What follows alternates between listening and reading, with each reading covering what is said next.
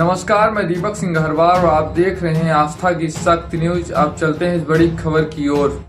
सतना के मैहर में gang rape पीड़ित बच्ची को डॉक्टर मौत के मुंह से खींच कर ले आए हैं। अब वो पहले से ज़्यादा बेहतर कमज़ोर है, लेकिन जल्द ही ठीक हो जाएगी। पीड़िता की मां अभी संभल नहीं पाई है। वे हर पल अपनी बच्ची के साथ रहती हैं। जिस अस्पताल में बच्ची भर्ती है वहाँ की सुरक्षा व्यवस्था बेहद तगड़ी है। चाइल्ड वेलफेयर कमेटी की चेयरपर्सन को अनुमति के बाद भी नहीं जाने दिया जा रहा है। इतनी सुरक्षा के बीच आस्था की शक्ति वहां पहुंचा और डॉक्टर और पीड़ित बच्ची के परिजन से बात की। रीवा का मेडिकल अस्पताल करीब 5 एकड़ के एरिया में बना हुआ है। हम जैसे ही प्रसूति एवं स्त्री रोग विभाग वाले हिस्से में पहुंचते हैं तो समझ आ गया कि पीड़ित बच्ची की एडमिट है। ऑब्स्टेट्रिक्स आईसीयू वार्ड के गेट पर अस्पताल की सिक्योरिटी देने वाले 4 महिला सुरक्षा कर्मी तैनात है। इसके अलावा एक पुरुष और महिला पुलिस कर्मी भी मौजूद हैं। एक महिला पुलिसकर्मी की पीड़िता के बेड के पास ड्यूटी लगी है। इस वार्ड में पीड़ित बच्ची के अलावा 3 से 4 सीरियस महिला मरीज भी भर्ती हैं। वार्ड में डॉक्टर और मरीजों के करीबी परिजन के अलावा किसी की भी एंट्री नहीं है।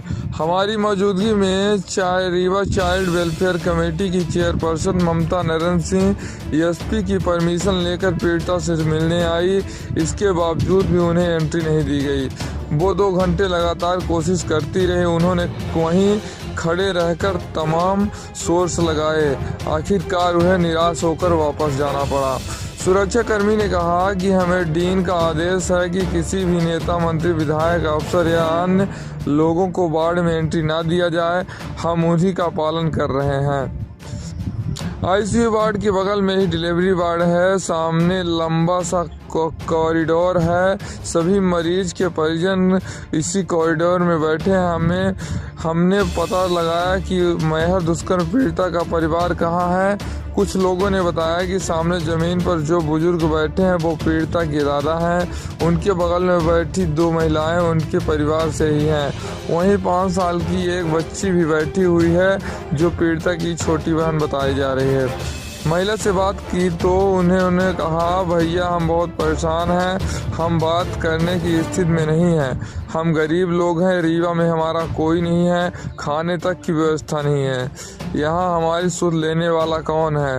खैर, हम तो चाहते हैं कि हमें कितनी भी तकलीफ झेलनी पड़े, बस हमारी बच्ची जल्द से ठीक हो जाए। आरोपियों को फांसी की सजा भी दी जाए। पीड़िता के दादा से बात की तो उन्होंने कहा कि जघन्य अपराधी हैं, नशेबाज हैं, सरकार उन्हें फांसी की सजा दे।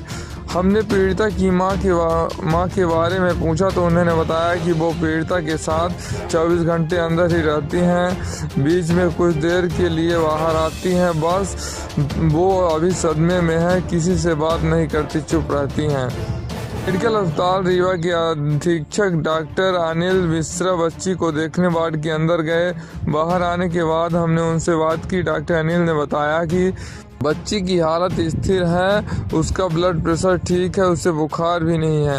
आज हमने उसके कैथेटर भी निकाल दिए हैं।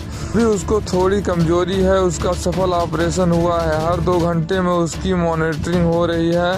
लोग उस पर बराबर नज़र रखे हुए हैं। बच्ची की हालत अति गंभीर थी। हम उसके सामान्य स्थिति में वापस ले आए हैं। उसकी हालत डेंजरस टू लाइफ थी। बच्ची ऑलमोस्ट गोन थी। हम उसे मौत के मुंह से छीन कर वापस लाए हैं। बच्ची अभी कमज़ोर है, इसीलिए उसके चेहरे पर हल्की सूजन है। हम उसको प्रोटीन डाइट दे रहे हैं। हम उसको कुछ नहीं होने देंगे। आगे इन्फेक्शन होने के चांसेस भी नहीं है। बच्ची भी शॉक में है। मैंने उससे बात भी की है। वो हाँ ना में जवाब देने लगी है। देखकर इशारे करने लगी है। धीरे धीरे बात भी करने लगेगी। बच्ची की नानी से पिछले 4 दिन से अस्पताल में मौजूद हैं। आज वो भी बच्ची से मिलकर उससे बात करके बाहर आई। हमने नानी से बात की तो उन्होंने बताया कि वो मुझे देखते ही पहचान गई। लड़खड़ाती हुई आवाज़ में बोली, अब मैं ठीक हूँ, तुम घर चली जाओ।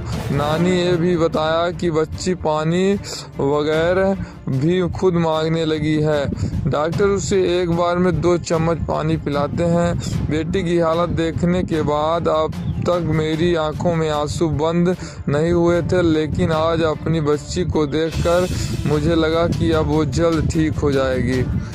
प्रसूति एवं स्त्री रोग डिपार्टमेंट की हेड कल्पना यादव बताती हैं कि बच्ची की हालत गंभीर तो है, लेकिन वो कहा जा सकता है कि मौत से खतरे से बाहर आ चुकी है। धीरे धीरे इम्प्रूव कर रही है। उसके चेहरे पर भी गंभीर चोटें थी, इसीलिए चेहरे पर टाँके लगे हैं। बच्ची बात भी करने लगी है, लेकिन चेहरे पर चोटों के टाँकों की वजह से ठीक से बोल नहीं पा रही है। खाना पानी वगैरह मांगने लगी है।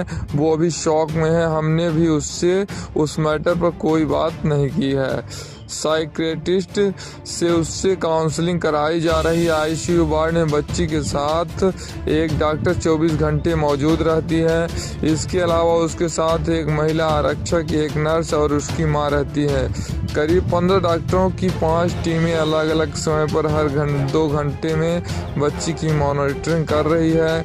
इन टीमों के एनेस्थीसिया, सर्जरी, गायनी, साइकियाट्रिस्ट, बच्चों वाले डॉक्टर शामिल हैं। आईसीयू वार्ड के सामने तैनात सिक्योरिटी गार्ड ने बताया कि मैं मैहर पुलिस में ही हूँ। शाम 4 बजे तक मेरी ड्यूटी नहीं रहती है। मैं पहले दिन में पीड़िता के साथ हूँ। उसकी हालत देख मेरे होश उड़ गए थे। पहले ही दिन मुख्यमंत्री का ट्वीट आ गया था। उस ट्वीट के बाद पूरा प्रशासन चौकन्ना हो गया है। हर दिन सुबह 9 बजे रीवा के कमिश्नर बच्ची का हाल चाल लेने आते हैं। बच्ची से मिलने की कोई भी इजाज़त नहीं है। मैं खुद बाहर रहता हूँ। एक महिला आरक्षक को ही अंदर जाने की अनुमति है। 27 जुलाई दोपहर 3 बजे मध्य प्रदेश के मैहर में शारदा देवी मंदिर से आधा किलोमीटर दूर बनी कुछ झोपड़ियों के बाहर एक 12 साल की बच्ची खेल रही थी। खेलते खेलते अचानक गायब हो गई। पिता की 2 साल पहले मौत हो गई। घर में माँ, दादा और दादी रहते थे। बच्ची घर नहीं लौटी तो माँ चिंता में हुई। माँ ने इस बात को लेकर जानकारी दादा और पड़ोसियों को दी। सभी ने ढूंढना शुरू किया। रात 12 बजे तक ढूंढते रहे, बच्ची कहीं नहीं मिली। सुबह से फिर ढूंढना शुरू कर दिया। बच्ची के पड़ोस में रहने वाली अंजना वर्मा नाम की महिला बच्ची को ढूंढते हुए जंगल की तरफ गई। अंजना पहाड़ पर थोड़ा आगे ही बढ़ी कि उससे ऊपर टंकी की तरफ से एक बच्ची आती हुई दिखाई दी। ये वही 12 साल की बच्ची थी जो गायब हुई थी। अंजना ने उस बच्ची को देखा तो होश उड़ गए। बच्ची लड़खड़ाती, बार बार गिरती उठती हुई घर की तरफ बढ़ रही थी। अंजना दौड़कर उसकी तरफ भागी और उसे गोद में उठा लिया। अंजना ने बताया कि उसके शरीर पे ऊपरी हिस्से में कपड़े नहीं थे, नीचे लोवर था जो खून से लथपथ और जगह जगह से फटा हुआ था। उसके गाल, ओठ, हाथ और शरीर पर जगह जगह काटने के निशान थे। पीठ पर घसीटने के भी निशान थे। अंजना ने बच्ची से पूछा कि बेटा क्या हुआ, तो वो कुछ भी नहीं बोल पाई। अंजना उसे घर लाई और नीचे रखा तो उससे बच्ची के प्राइवेट पार्ट में करीब 1 फीट की लकड़ी धंसी हुई थी। इतने में ही अंजना की माँ और तमाम लोगों को इकट्ठा हो गए। बच्ची की बेसिल हो चुकी माँ, दादा, अंजना और पड़ोस में रहने वाले आनंद फानन में उसे थाने लेकर पहुंचे। करीब 11 बजे पुलिस ने बच्ची को मैहर सिविल अस्पताल में भर्ती कराया। बच्ची की हालत बेहद गंभीर थी। उसके बचने की कोई भी उम्मीद नहीं दिख रही थी। डॉक्टर सीमांका गर्ग ने उसका प्राथमिक इलाज किया। उसके प्राइवेट पार्ट से लकड़ी बाहर निकाली। बच्ची मौत के करीब थी। उसे बच पाने की संभावना ना के बराबर थी। बेहतर इलाज के लिए मैहर अस्पताल की डॉक्टर सीमांका ने उसे रीवा मेडिकल हॉस्पिटल रेफर कर दिया। अब तक ये दिल दहला देने वाला मामला देश भर में सुर्खियों में बना रहा था। जगह जगह विरोध प्रदर्शन होने लगे। प्रदेश की सियासत गर्मा गई। सरकार के विरोध में बयानबाजियां होने लगी। इसी के बीच करीब 2:30 बजे मुख्यमंत्री शिवराज सिंह चौहान का ट्वीट आता है कि वो लिखते हैं, मैहर में बेटी के साथ दुष्कर्म की जानकारी मिली। मन पीड़ा से भरा हुआ है। व्यथित हूँ। मैंने पुलिस को निर्देश दिए हैं कि कोई भी अपराधी बचना नहीं चाहिए। पुलिस ने अपराधियों को गिरफ्तार कर लिया है। प्रशासन को भी निर्देश दिए हैं कि बेटी के समुचित इलाज की व्यवस्था की जाए। कोई भी अपराधी बचेगा नहीं, कठोरतम कार्रवाई की जाए। इस ट्वीट के बाद रीवा सतना जिले का पूरा सरकारी अमला एक्टिव हो जाता है और सतना कलेक्टर के आदेश पर पीड़िता के परिवार को 50,000 रुपये की आर्थिक सहायता का आदेश जारी कर दिया जाता है। बच्ची के बयान के आधार पर मैहर पुलिस ही अतुल बढ़ोरिया और रवि कुमार नाम के आरोपियों को गिरफ्तार कर लेती है। अगले ही दिन उनके घर पर बुलडोजर की कार्रवाई हो जाती है। इधर पीड़ित बच्ची रीवा संजय गांधी मेडिकल हॉस्पिटल में जिंदगी और मौत के बीच जंग शुरू कर देती है। एक ग्राउंड रिपोर्ट है उसी अस्पताल से। मैं जब इस साइड आई तो वो टंकी के पास से सीधे नीचे को बेचारी चली आ रही थी, एकदम गिरते पड़ते। अब इतनी बड़ी तो है ही है, ज़्यादा बड़ी तो है नहीं है, तो मैं उसको गोदी में उठा ली। तो पूछी कि क्या हो गया, तो वो कुछ नहीं बोली, सिर्फ वो उसके बस ऐसे करने लगी।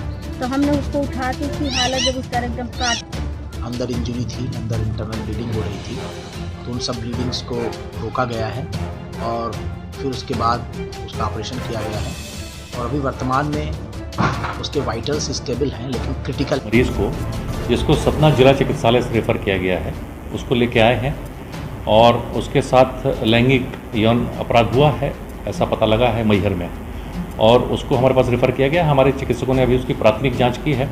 प्राथमिक जांच में उसकी सामान्य स्थिति जिसे कहते हैं जनरल कंडीशन वो स्थिर है और अभी उसका विस्तृत